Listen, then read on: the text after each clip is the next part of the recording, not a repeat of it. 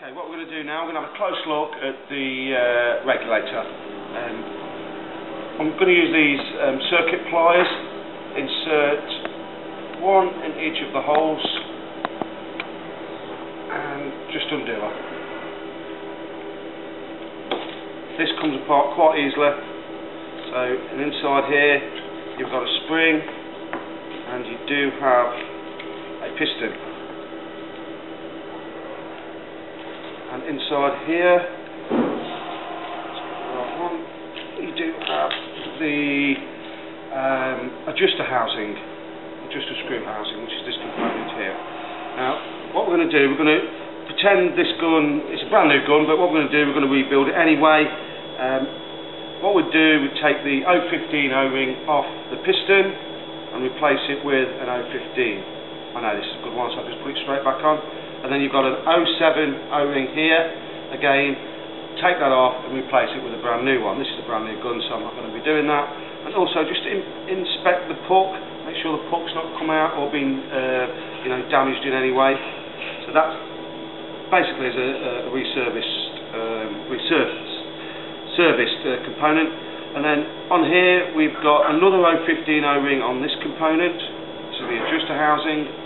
So we take it off, put a new one on, and the same thing with this back O-ring. This is an 017 NI70 O-ring, and obviously we put a new one on there too, but this is a brand new one. Inside here we have the adjuster screw.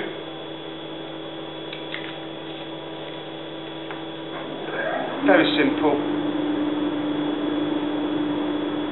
design. It's got two 07 O-rings on. Just take these off and replace them. If there's any air coming out of the bottom of the regulator, it would be these two O-rings that are damaged and this back O-ring here. That's the only reason you'd be getting air coming out of the bottom of the regulator. Change those and that will solve that problem. So screw that back together, ready to be put back in. Now if you notice, there are two slots on here. That is, so when you put this in, it screws straight back down. There's two holes, one here and one there. One of them's threaded. That slot, one of those slots, has to go in to there. So you have to literally eye it up. Give them more bad eyes. Just wiggle her in a little bit, make sure she goes in. That's correct. Also, what this does, we've actually put this in, it stops the internal spinning when you're adjusting it, but what it also does is we set this to a maximum output pressure, so you guys cannot over-pressurise the gun. If you give it someone who doesn't know the gun or is a newbie, sometimes it can keep winding the reg out and they over-pressurise the gun.